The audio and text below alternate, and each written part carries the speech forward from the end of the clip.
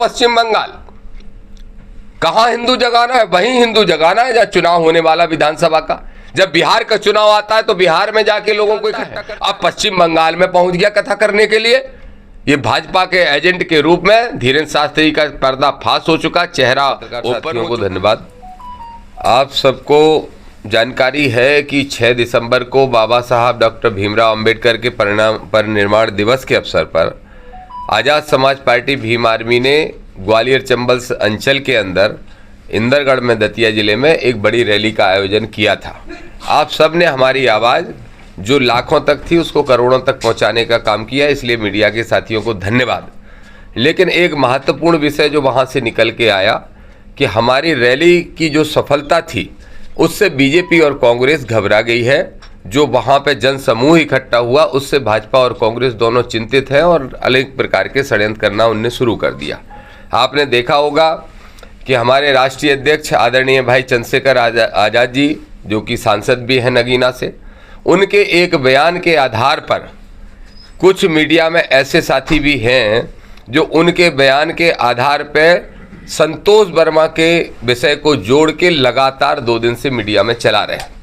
मैं आपको स्पष्ट तौर पर ये कहना चाहता हूँ, मेरी तरफ से भी और राष्ट्रीय अध्यक्ष जी की तरफ से भी, कि हम हर जाति वर्ग धर्म का सम्मान करते हैं, लेकिन अगर जातीयता के आधार की सोच पे अगर किसी को दबाने और कुचलने की कोशिश की जाएगी तो आज़ाद समाज पार्टी भीम आर्मी उसका साथ देने का काम करेगी। संतोष वर्मा के बारे में जो बयान आया बार बार कि कितने संतोष वर्माओं को मारोगे, हर घर से संतोष वर्मा निकलेगा, ये मीडिया दिखा रही है। जबकि उन्होंने साथ में कहा था कि हर घर से संतोष वर्मा, दामोदर मंडल, रविंद्र भाटी निकलेंगे। ये मीडिया के लोगों ने नहीं दिखाया। तो मैं आपसे स्पष्ट तौर पे कह रहा हूं कि हर हाल में संतोष वर्मा के साथ आज़ाद समाज पार्टी भीम आर्मी खड़ी है। संतोष वर्मा ने जिस तरीके का बयान दिया है, ठीक वैसा कि वैसा बयान मोहन भागवत ने भी दिया है, आरएसएस के प्रमुख ने। बाबा साहब ने एक जो किताब लिखी है, जो उनकी किताब सबसे फेमस है, बाबा साहब ने जो जाति का विनाश करके जो किताब लिखी है, और उस किताब के अंदर बाबा साहब ने रोटी बेटी के संबंध पे ही जोर दिया है। अगर जातिगत व्यवस्थाओं को ठीक करना है देश में तो मोहन भागवत का बयान आज मैं सुबह से सुन रहा था, मोहन भागवत भी रोटी बेटी के व्यवहार की बात कर रहे हैं। तो फिर संतोष वर्मा का अपराध क्या है? क्यों संतोष वर्मा को मनुवादी लोग फांसी सूली चढ़ाने के लिए तत्पर खड़े हैं? अगर आदिवासी होने के कारण उस आदमी को टारगेट किया जा रहा है तो चंद्रशेखर आज़ाद जी हो, चाहे दामोदर यादव हो, चाहे हमारे अनिल गुर्जर हो, सत्येंद्र विद्रोही हो, हमारा एक एक साथी हो, हम सब ने तय कर लिया है कि हम संतोष वर्मा के साथ खड़े होंगे। उनको बाल बांका नहीं कर सकता कोई। किसी गलत फहमी में नहीं रहे कि हम गला काट लेंगे, हम सिर काट लेंगे, हम जीभ काट लेंगे। क्या मनु विधान को फिर से लागू करने का जो हम आरोप लगाते आए हैं, मनु विधान को आरोप इसलिए सही सिद्ध हो रहा है कि मनु के विधान के अनुसार ही तो शूद्रों की जीभें काटी जाती रही, उनको गर्दन काटी जाती रही, उनको झाड़ू बांधा जाता रहा है। तो ये मनु विधान को लागू करने वाले लोगों का इस मध्य प्रदेश के अंदर कोई डट के मुकाबला करेगा तो आज़ाद समाज पार्टी भीम आर्मी हमारा एक एक कार्यकर्ता करेगा। संतोष वर्मा को कोई छुएगा तो उसका जवाब भी हमारे लोग देने का काम करेंगे। और सरकार को भी कहना चाहते हैं, किसी तरह से दबाव में ना आए ये छोटे मोटे संगठन जो बकवासबाजी कर रहे हैं, जिनने आज पत्रकार वार्ता की है, और किसी कीमत पर संतोष वर्मा को कमजोर ना समझे। हम सब साथी संतोष वर्मा के साथ इस मुद्दे पे खड़े हैं। दूसरा एक बात और मैं आपसे कहना चाहता हूं, जाति पाति की विदाई करने का नारा देने वाले पाखंड और आडंबर के इस देश के सबसे बड़े एम्बेसडर धीरेन्द्र शास्त्री को मैं कहूंगा कि धीरेन्द्र शास्त्री को संतोष वर्मा को बुला के बागेश्वर धाम में सम्मानित करना चाहिए। अगर वास्तव में जाति पाति की विदाई करने की बात कर रहे हो तो संतोष वर्मा ने भी तो जाति पाति की विदाई के लिए रोटी बेटी के व्यवहार की बात की है।